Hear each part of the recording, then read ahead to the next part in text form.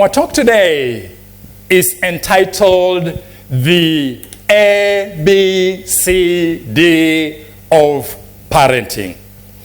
This is because I'd like to use the first 4 letters of the alphabet, to focus on qualities that parents should endeavor to inculcate in their children as they grow up. I'd like us to look at the story of the daughters of Zelophehad as recorded in Numbers chapter 27 from verse 1 to 11 and see some of the qualities that these particular ladies had. I believe the qualities they had speak a lot about the kind of parents they had. In our presentation, the letter A stands for astute. Well, another word for astute is wise. The 5 daughters of Zelophehad were astute, and they wisely made their plea to Moses. First, they are astute in the way they clear their father's name by declaring that he was not a rebel. In verse 3, they say, "Our father died in the desert. He was not among Korah's followers who banded together against the Lord, but he died for his own sin and left no son." They then make it clear in verse 4 that since there were no sons to inherit their father's land, they should be allowed to have the inheritance. And they do it in a very astute way. In their cultural context, which was highly patriarchal, they showed great wisdom in how they approached their petition for change.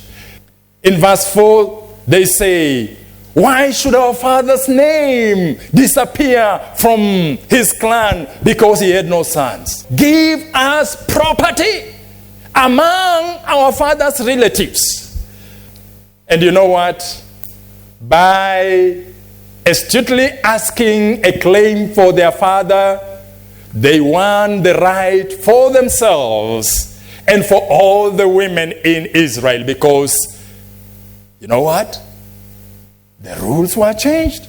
The laws were changed. So that if somebody didn't have sons, the daughters would inherit the land. And that's why, friends, we need to make sure that our children grow up to be wise. Make sure you train them. You educate them to face life. Make sure they know what they need to know about your family so that they are astute, they are wise in the decisions they make. Well, the letter B stands for brave.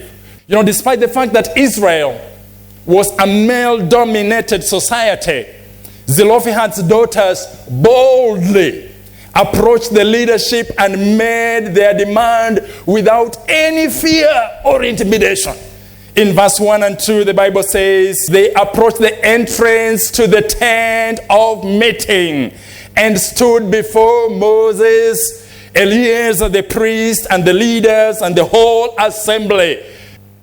By the way, that was unheard of in that day and age, because women, going before male leadership to question existing laws just did not happen during those days. But here are brave girls. They were single women, and they could easily have played the victim card. They could easily have bemoaned about, being orphaned and being left without any brothers and without any land. They could so easily have blamed their parents for not giving birth to a male child. But they didn't do any of these things.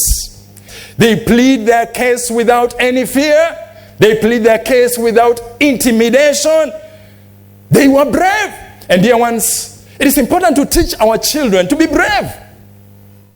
Let us bring them up in a way that will build their self-esteem.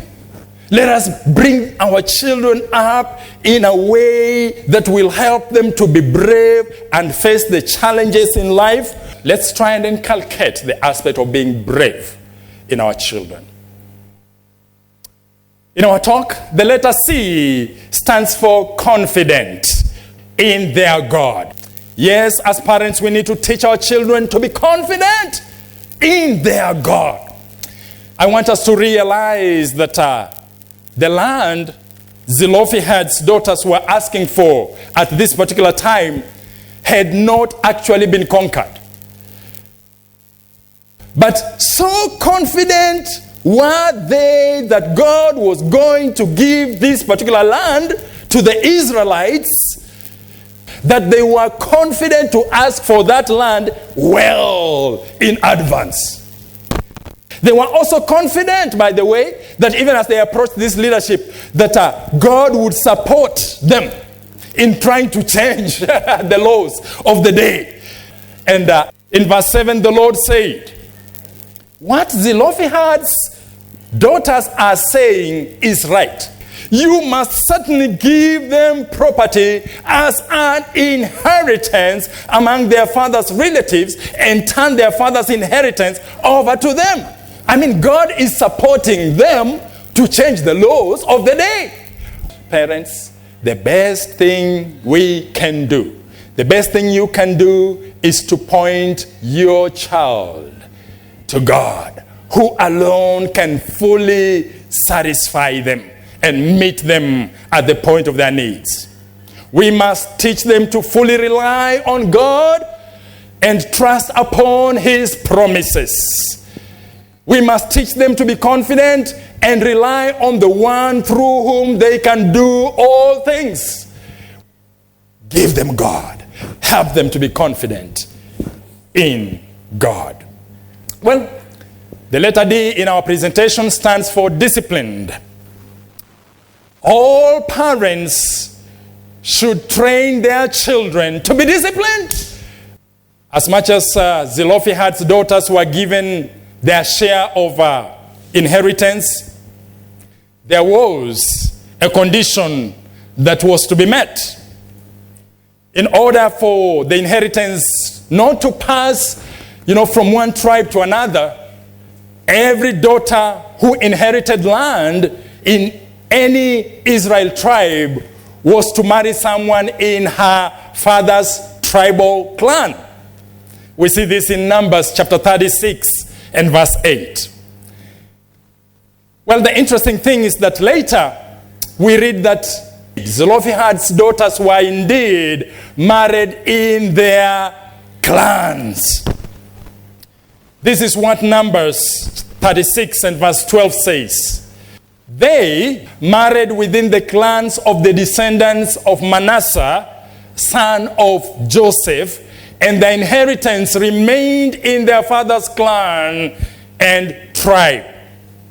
In other words, Zelophehad's daughters followed and practiced the laid down rules by marrying within their clans.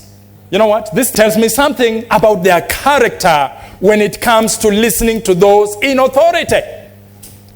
They were disciplined girls who listened and obeyed those that were in authority.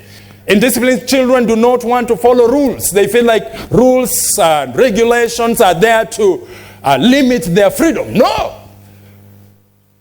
Rules and regulations are there to protect us.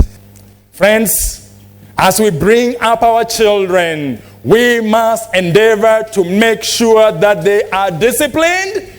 We must endeavor to make sure that they listen to the authority that God has put in place. Of course, starting with us, their parents. Zelophehad's daughters, again, were astute. Zelophehad's daughters were brave. Zelophehad's daughters were confident in their God. Zelophehad's daughters were disciplined. Let us train our children to be astute. Let us train our children to be brave. Let us train our children to be confident in their God. Let us train our children to be disciplined.